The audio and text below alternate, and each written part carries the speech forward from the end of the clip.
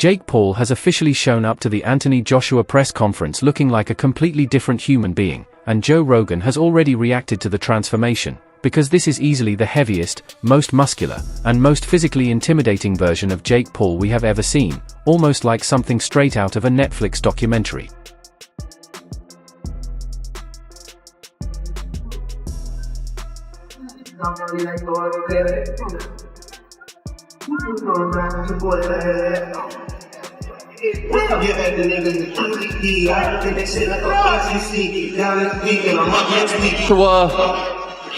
Against the man who dares to dream bigger than them all, the one and only Jake Paul. My brother is fighting Anthony Joshua. The experience difference, Anthony Joshua was a former heavyweight champion. He's knocked out heavyweight champions. Quite the undertaking for Jake. What do you think is going to happen? Expedition. Oh, they're going to go on an expedition. Is that a thing? Exhibition. Exhibition! I want him to cut me up. I want him to break my face. But guess what? He's going to have to kill me to stop me. And I'm ready to die. Seriously ready to die. I'm going to break his face. I'm going to break his body up. I'm going to stomp all over him. That's my mentality, right? That's a fighter's mentality. And I know what's in my heart. I know what's in my mind. And I'm here to compete.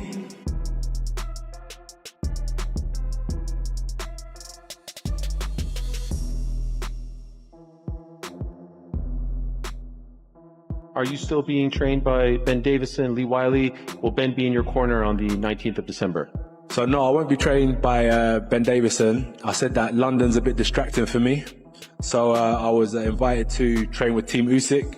So I've been in Spain. We've been doing some good training out in Spain. And I think he's one of the best in the world. Not I think, he is one of the best in the world.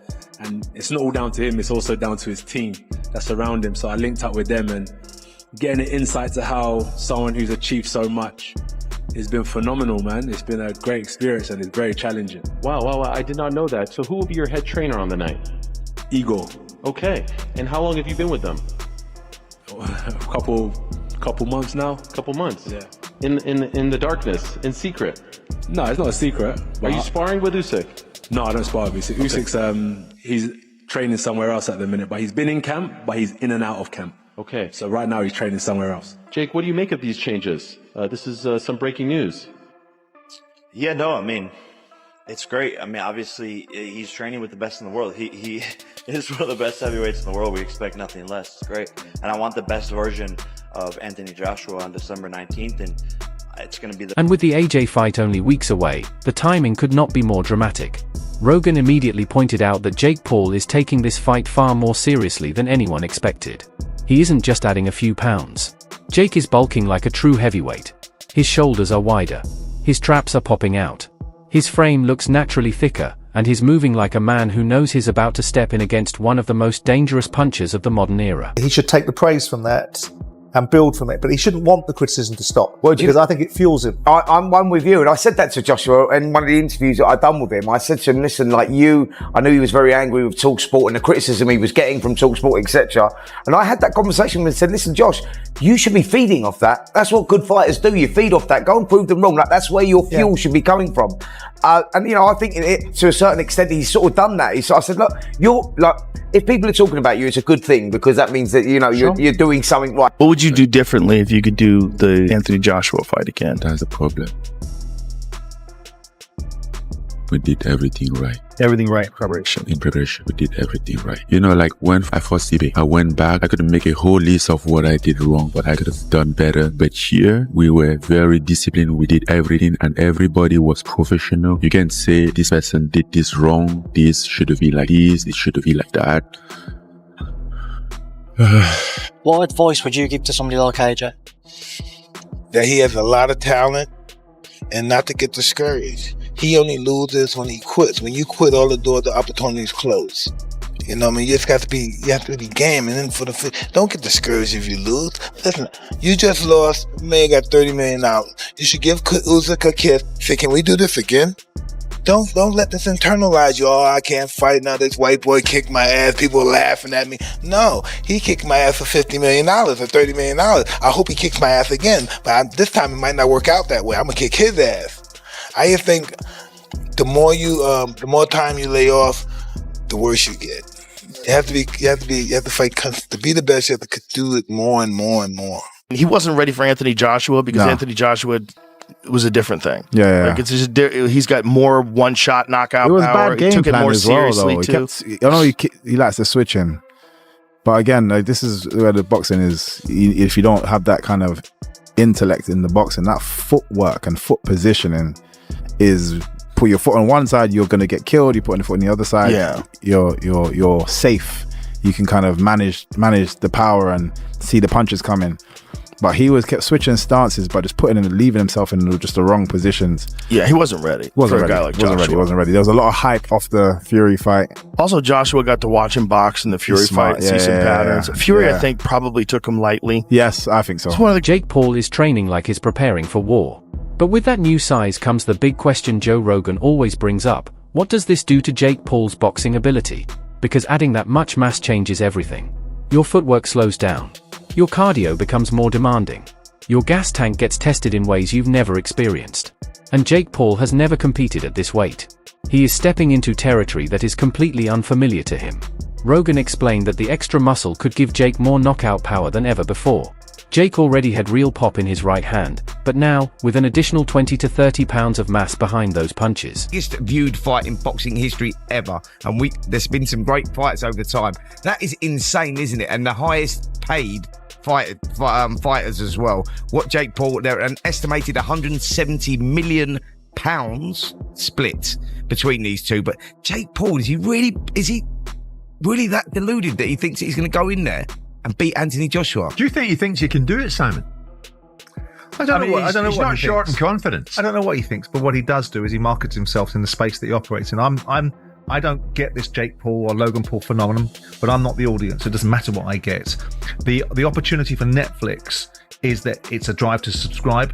They'll pay $100 million, and the wraparound fees that come from sponsorship and the event attendance. We saw that $20 million was generated in gate receipts for the Mike Tyson versus Jake Paul fight. So we know this is $160 million fight.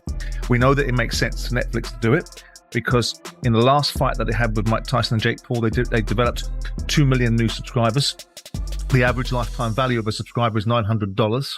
So if you look at that and say they're going to generate $2 billion in potential increased revenues as a result of paying these fighters 100 million quid, you can see the metrics of it.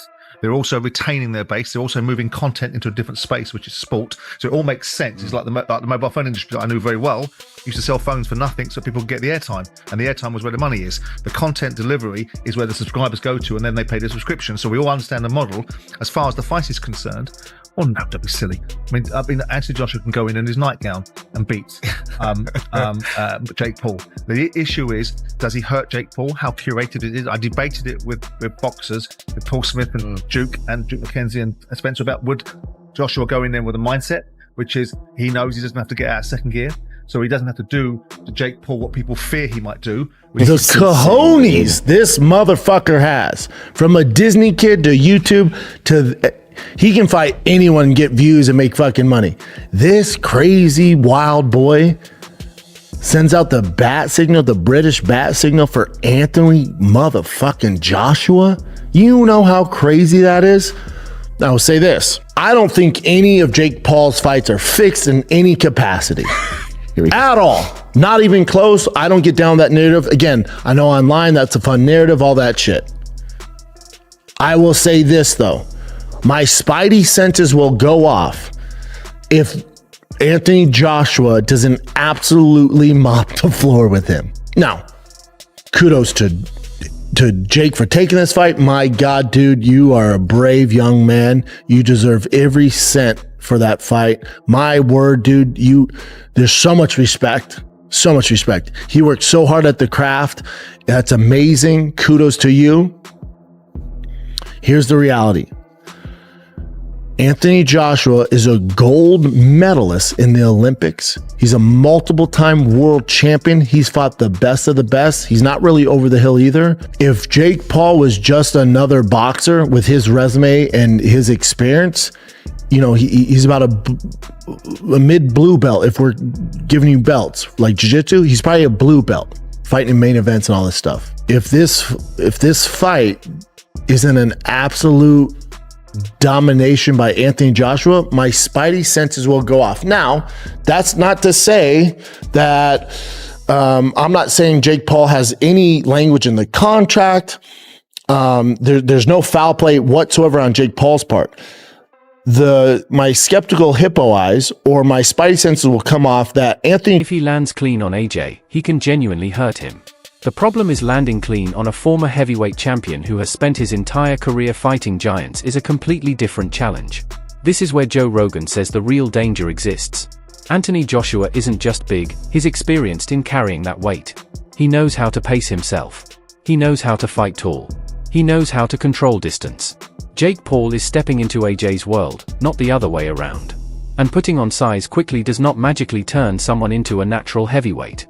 But Rogan also highlighted Jake Paul's greatest strength, his almost delusional confidence, his insane ability to believe in himself even when the whole world calls him crazy. Jake has built a career shocking people who counted him out. He shocked MMA legends. He shocked the boxing world with the Nate Diaz and Anderson Silva fights.